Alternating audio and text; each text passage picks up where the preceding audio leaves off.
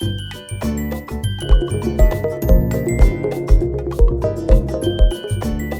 दुनिया में दुख से मुक्ति कैसे मिलेगी?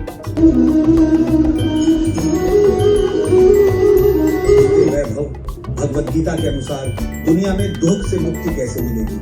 उससे मुक्ति के लिए अपने जीवन में भगवान की आराधना करनी चाहिए। आराधना में अपने मन को भगवान के आकर्षण के साथ कुछ विश्वास और उपकार के रूप में संपूर्ण करना चाहिए। ये मनुष्य को अपने आसपास के सारे दुखों से मुक्त करेगा। ये इंटरेक्टिव एआई गीता उसी प्रदर्शनी का हिस्सा है जो भारत मंडपम के रिसेप्शन के पास लगाई गई।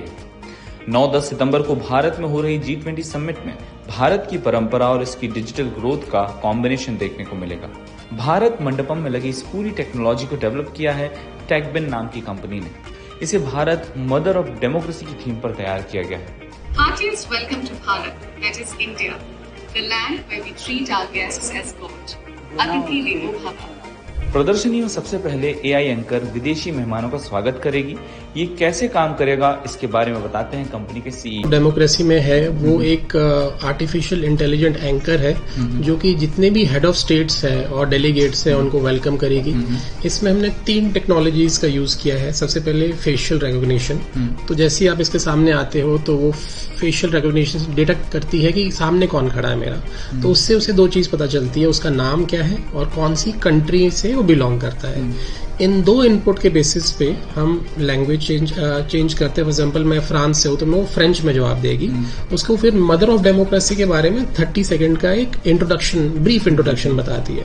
प्रदर्शनी का अगला हिस्सा है वॉल ऑफ डेमोक्रेसी। इसमें 26 इंटरेक्टिव स्क्रीन पैनल लगाए गए हैं। इसकी खासियत है डायरेक्शनल ऑडियो, यानी पैनल के सामने खड़े व्यक्ति को ही इसका ऑडियो सुनाई देगा।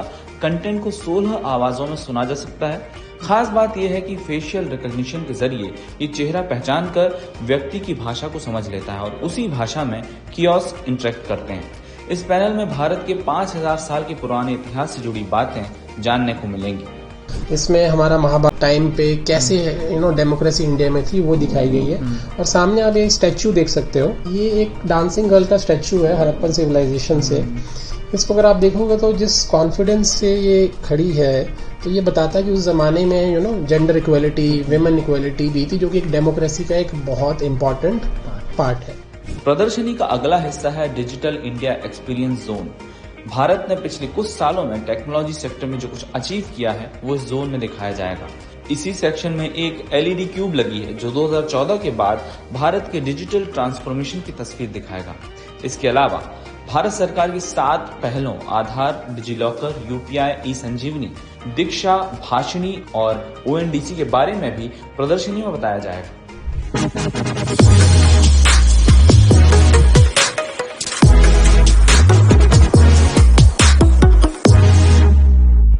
सबसे आखिरी हिस्सा है इंटरेक्टिव कियोस्क गीता एआई। यहाँ विदेशी मेहमान अपनी जिंदगी की उलझनों से जुड़ा सवाल पूछ सकते हैं। ये एआई टूल गीता के जरिए उत्तर देता है, साथ ही गीता के जिस श्लोक से उत्तर खोजा गया है उसके बारे में भी बताता है।